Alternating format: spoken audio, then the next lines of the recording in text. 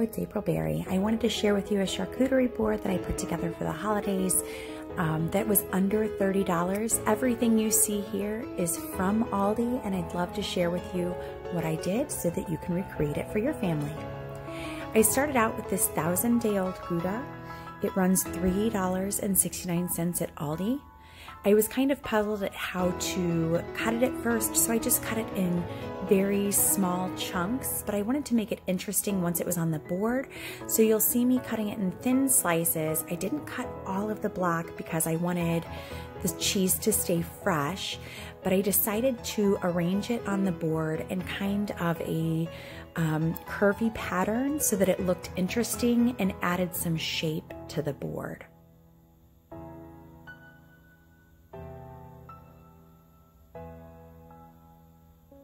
The next cheese that I used was the double Glouster. This was a showstopper for our family. This double Glouster has a very creamy texture, and it was also seasoned with onion and chive. At first I was going to only cut part of this block as well, but I decided this cheese was going to go fast, and so I needed to cut the whole block. The placement on the board, I initially had put it right next to the Gouda, but I decided since it was another savory cheese, I would put it kitty corner from the Gouda and have my cheeses that would be complemented with things that were sweet in the other corners. You'll see that I cut up the rest of this cheese. This cheese was the first to go once I was at our family event. This was a very popular cheese, and I highly recommend you picking up this double Glouster. The next cheese is a classic. It's Bleu Cheese. The one regret that I have, and you'll see as soon as the board is finished, the one regret that I have is that I just kind of smushed it in the corner. I did not do any slicing beforehand. And then I also, in the other corner, put the Cranberry white cheddar cheese.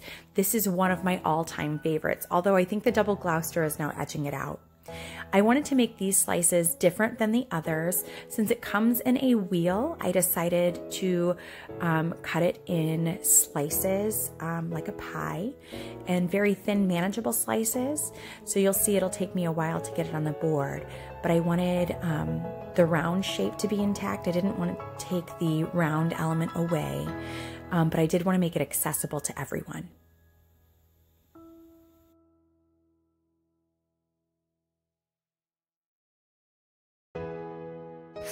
Next, it's time to start adding some meat to this beautiful cheese board. I started with prosciutto, which was on sale for $2.75. I knew that I wanted to roll the prosciutto to make it more attractive on the board, but I didn't think lying there that the prosciutto looked appetizing.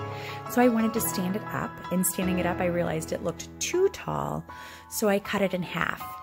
I was grateful that I did this because then the prosciutto can stretch to more people, but also standing it up, even cut halfway, even cut in half, it still adds some height to my board, which gives it a little more variation, and it looks really attractive, I think, with the different pieces of prosciutto standing up there next to the double Glouster.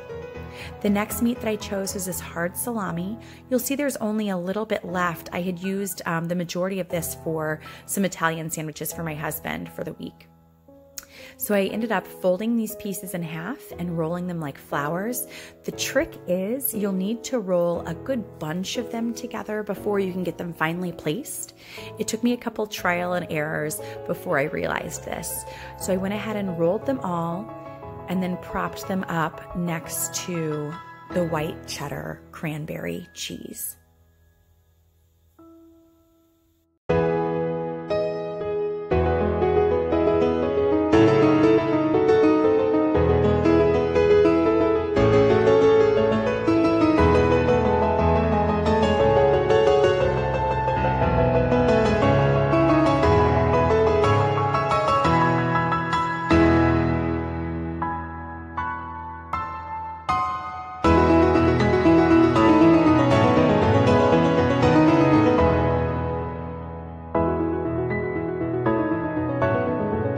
This is another way to add a different look to your cheese board. It's another way to add height to your cheese board and just some variation. Next, I rinsed off a few grapes that I had on hand.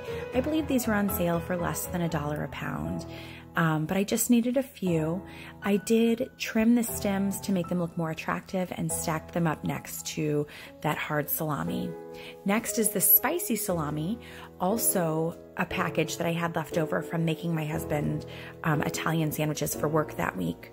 I just went ahead and kept this one basic. I just laid it. I did 3 layers of this spicy Italian. This was also a very popular meat to have on this tray. It was maybe not the first meat to go because there was so much of it compared to the others, but it was the most popular. It is like a savory pepperoni. Next, I sliced up a pear. Pears were on sale for like $1.29 for a whole bag. So this added, maybe 10, 20 cents to this whole tray. But there are some fresh fruit options for someone who might be vegetarian or someone who might be looking for a healthier alternative than filling up on cheese and cured meats.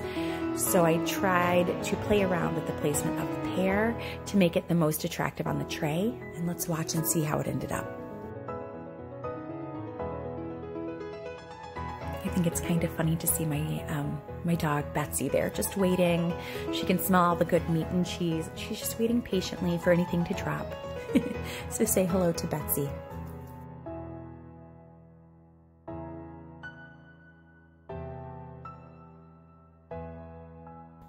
Next, I found these beautiful tomatoes on the vine.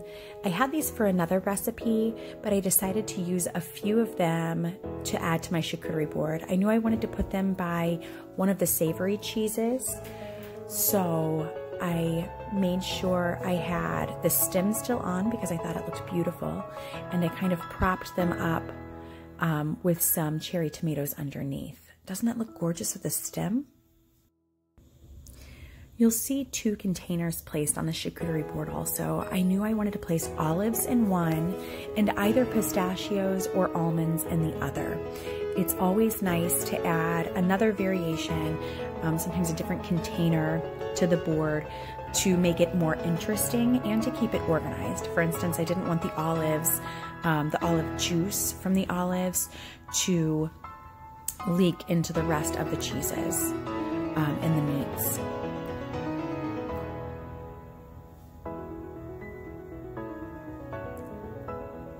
You'll see I'll mess around with a bit of the layout, and I will switch the grapes and the pistachios. I will switch the olives and the blue cheese. I'm now adding some almonds that I had on hand. I wanted to make a border between the savory Glouster, double Glouster, and the cranberries that I was pairing with the blue cheese. You'll see here what I was meaning about the blue cheese being crowded. It was not easy for my family to slice, so if I could change anything, I would have probably given the blue cheese more room and maybe started a couple slices as well. You'll see that my apples are soaking in some pineapple juice. That's a secret to keep them from oxidizing. Before I put them on the board though, I did lay them out on a towel to get rid of all the excess juice. It does change the taste of the apple a bit. I think it enhances the flavor. I should have done it with the pear though too. The pear didn't oxidize, but it did look a little tired by the time I put out the charcuterie board. I made this at 8 o'clock in the morning and served it at 2:30. So that's the only thing I would have changed. The final touch to the charcuterie board is placing the apples in the corner there, the only blank spot I still had on the charcuterie board. I hope this inspires you this holiday season as you are feeding your family festive charcuterie boards, and I hope this has given you a few ideas. If this content is something that you liked, please subscribe.